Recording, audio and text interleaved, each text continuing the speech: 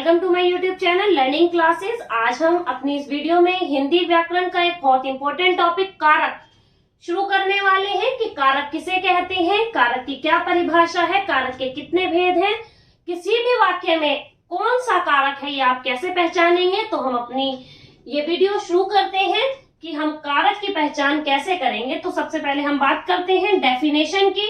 कारक किसे कहते हैं? संज्ञा या सर्वनाम के जिस रूप से, संज्ञा व सर्वनाम के जिस रूप से उसका संबंध वाक्य के अन्य शब्दों से जाना जाए, वाक्य के अन्य शब्दों से जाना जाए, उसे कारक कहते हैं। अब इसे हम एक एग्जांपल के थ्रू समझेंगे। मैंने बोला रामू ने खाना खाया। इसे हम एक दूसरे तरीके से भी समझते हैं, कर्ता, कर्म और क्रिया। सबसे पहले हम बात करते हैं कर्ता की। रामू कौन है? कर्ता। खाना कौन है? कर्म। और खाया क्या है? क्रिया। ये तीन शब्द है। इसी से हम कारक की डेफिनेशन समझेंगे। क्या बोला कारक? संज्ञा या सर्वनाम शब्द। ये संज्ञा शब्द है, रामू नाम है, नाम संज्ञा है। संज्ञा शब्द से, संज्ञा शब्द से जो कर्म है, कर्म का संबंध है। क्लियर हुआ? कर्म का संबंध है। क्या बोला? संज्ञा या सर्वनाम के जिस रूप से उसका संबंध वाक्य के अन्य शब्दों से है। रामू ने क्या किया? खाना खाया। क्या किया? खाना खाया। तो जो ने है ये है कारक। जो ने है ये क्या है? कारक। कौन सा कारक है? कर्ता कारक। क्योंकि काम कौन कर रहा है? रामू कर रहा है। तो कौन सा कारक हुआ? कर्ता कारक। तो इसे ही हम क्या कहते हैं? कारक। एक बार और डेफिनेशन। संज्ञा या सर्वनाम के जिस रूप से उसका संबंध वाक्य के अन्य शब्दों से जाना जाए। समझ आया? संज्ञा या सर्वनाम शब्द, इसका संबंध वाक्य के अन्य शब्दों से जाना जाए। तो राम ने ही तो खाना खाया। तो राम जो संज्ञा है, इसका जो संबंध है ने ही, ने जो कारक है उसने बताया किसके विषय में? कर्म के विषय में। तो जो ने है वो हुआ कारक। अब हम बात करते हैं कारक के कितने भेद होते हैं। आपसे एग्जाम में डेफिनेशन बहुत कम पूछी जाएगी क्योंकि एमसीक्यू बेस्ड क्वेश्चन होने वाले हैं। तो डेफिनेशन आई तो बहुत मुश्किल है, लेकिन फिर भी आपको पता होना चाहिए कि कारक किसे कहते हैं। उसके बाद हम बात करते हैं कारक के कितने भेद होते हैं। कारक के जो टोटल तो 8 भेद होते हैं। अगर मुख्य भेद पूछे जाए तो 6 होते हैं। ठीक है, अगर कुल भेद पूछे जाए तो कारक के 8 भेद होते हैं। तो अब हम शुरू करते हैं। सबसे पहला कारक कर्ता कारक, कर्म, करण कारक, संप्रदान कारक, अपादान कारक, संबंध कारक, अधिकरण कारक, संबोधन कारक। आप इसे ऐसे भी याद कर सकते हैं, कर्ता ने कर्म को करण से के द्वारा, कर्ता ने कर्म को करण से के द्वारा, संप्रदान को के लिए, अपादान से, संबंध का के की, रा रे री ना ने नी, अधिकरण में पर, संबोधन है अरे। लेकिन आपको ये रटना नहीं है, समझना है। कर्ता ने कर्म को करण से, बहुत से बच्चे याद कर लेते हैं कि कर्ता ने कर्म को करण से आते ही वो समझ जाते हैं कि करण कारक है। लेकिन आपको ये रटना नहीं है क्योंकि से करण कारक में भी है, से अपादान कारक में भी है, इसी प्रकार को कर्म कारक में भी है, संबंध कारक में भी है, का के की। अगर हम कर्ता कारक की बात करें तो ने कर्ता कारक में भी है, संबंध कारक में भी है।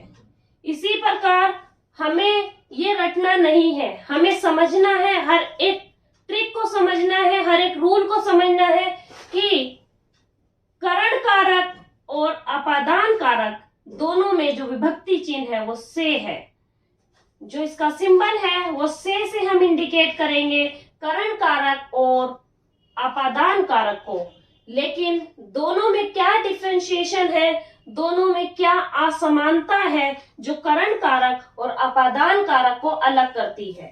आप ये याद करने के लिए कर सकते हो कि कर्ता ने कर्म को करण से, संप्रदान के लिए से, अपादान से, संबंध का के की, रा रे री ओके, बट आपको रटना नहीं है, हर एक रूल को अच्छे से समझना है। तो अब हम आगे शुरू करते हैं, हर एक कारक को उदाहरण सहित समझना। अब हम कारक के भेद को उदाहरण सहित समझते हैं कि किस कारक की क्या पहचान है। कुछ छोटी छोटी ट्रिक्स भी हैं, उसे भी हम समझेंगे। तो अब हम शुरू करते हैं कर्ता कारक। सबसे पहले हम बात करते हैं कर्ता कारक। हमने अभी पीछे बात की थी कर्ता के भेद में कर्ता ने, लेकिन हम कर्ता ने पर फोकस नहीं करेंगे, विभक्ति चिन्ह ने पर फोकस नहीं करेंगे। हम बात करेंगे पूरी डेफिनेशन पर कि कर्ता कारक में क्या होता है। शब्द के जिस रूप से क्रिया के करने वाले का बोध हो, यानी शब्द के यानी वाक्य में जिस भी रूप से पता लगे किसका, क्रिया करने वाले का। जैसे मोहन पुस्तक पढ़ता है, तो क्या क्रिया हो रही है, पुस्तक पढ़ी जा रही है। तो कौन कर रहा है, कर्ता कर रहा है। तो कौन सा कारक हुआ, कर्ता कारक।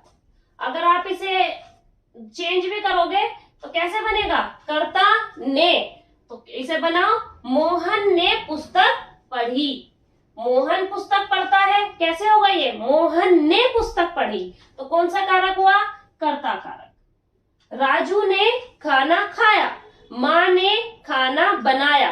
तो माँ ने, कर्ता काम कर रहा है। आगे हम बात करते हैं कर्म कारक की, जिस पर क्रिया जो काम हो रहा है वो काम हो और उसका हमें रिजल्ट मिले, हमें उसका फल मिले। जैसे जिस पर क्रिया के कार्य का फल पड़ता है, जो भी हमने क्रिया करी, जो भी हमने काम किया उसका हमें फल मिले।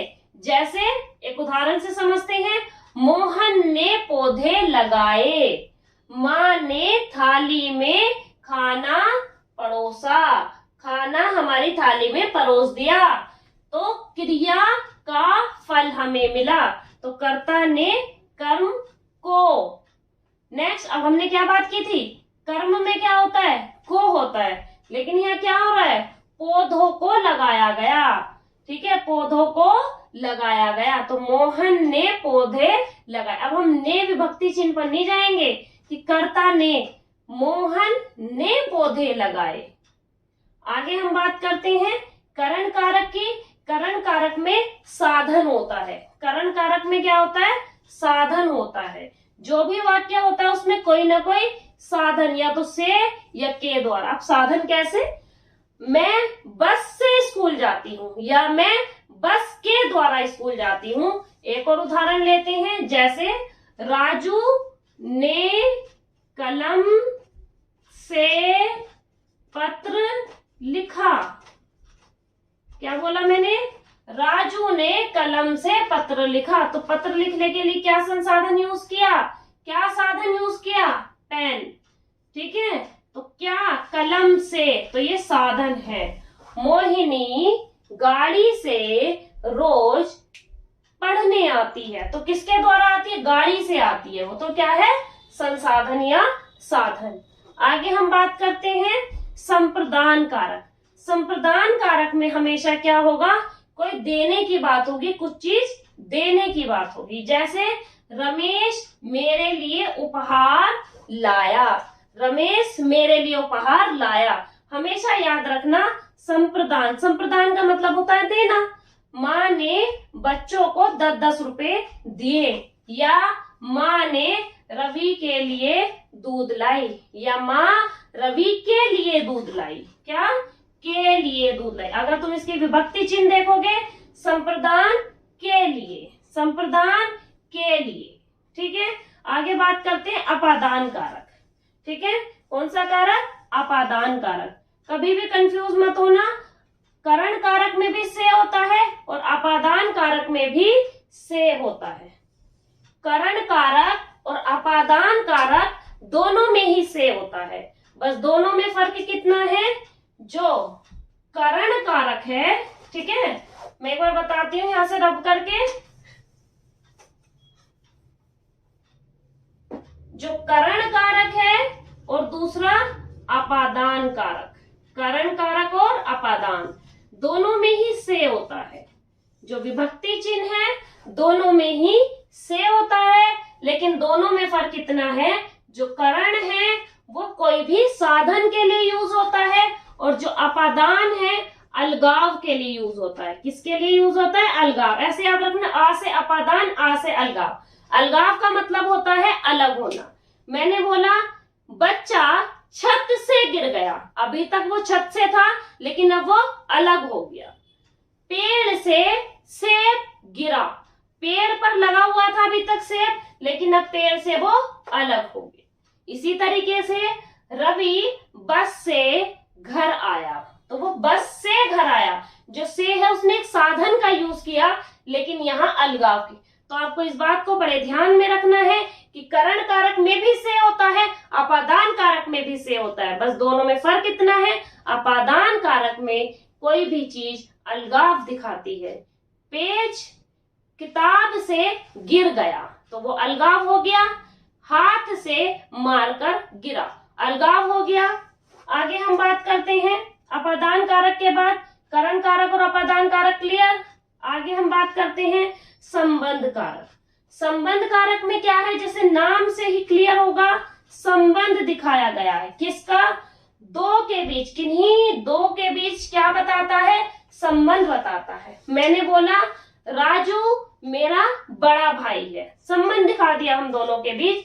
एक एग्जाम्पल से और समझते हैं, वह सुमन का भाई है, वह राजू की किताब है, यह मेरा मार्कर है। मैंने एक संबंध बताया कि ये जो मार्कर है मेरा है, वह तुम्हारी किताब है, संबंध दिखाया कि वो किताब तुम्हारी है।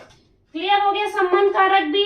अब हम बात करते हैं अधिकरण कारक में। अधिकरण का मतलब होता है आश्रय, चारों तरफ। अधिकरण में हमेशा आश्रय होगा, अंदर बाहर। जैसे मोहिनी कमरे में है, वह अभी अभी बाहर गया है, तो ये सारे कौन से कारक होंगे? अधिकरण कारक। अधिकरण का मतलब आश्रय, अंदर बाहर ऊपर नीचे, ऐसे कुछ शब्दों का प्रयोग होगा तो वो कौन सा कारक होगा? अधिकरण कारक। आगे बात चलते हैं संबोधन। आगे हम चलते हैं संबोधन कारक। संबोधन का मतलब होता है किसी को संबोधन करना, किसी से बोलना, किसी से पूछना, किसी को पुकारना, किसी से कुछ कहना। तो संबोधन कारक में किसी को बुलाने या पुकारने का बोध होता है। ठीक, किसी को बोलने या पुकारने का बोध होता है संबंध कारक में। हम एक एग्जाम्पल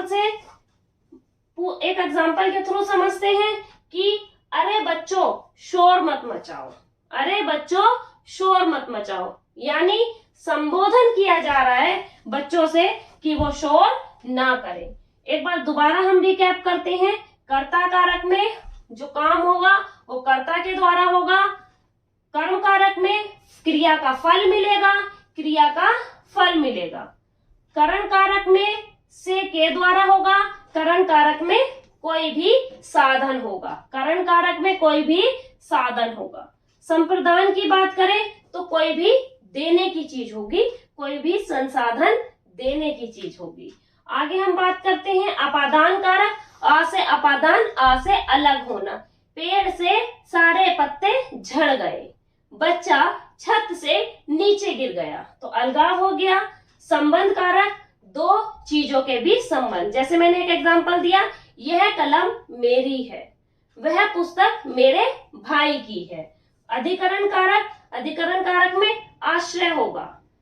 संबोधन कारक किसी को बुलाने या पुकारने का बोध होता है, किसी को बुलाने या पुकारने का बोध होता है। हे रामू इधर सुनो, हे बच्चों इतना शोर मत करो। इस टाइप के जो सेंटेंस होंगे वो संबोधन कारक में होंगे। आप वीडियो को रोक के इसका स्क्रीनशॉट ले सकते हो, ये छोटी छोटी ट्रिक्स के थ्रू कारक को समझ सकते हो। अब हम मिलते हैं नेक्स्ट वीडियो में, तब तक के लिए गुड बाय।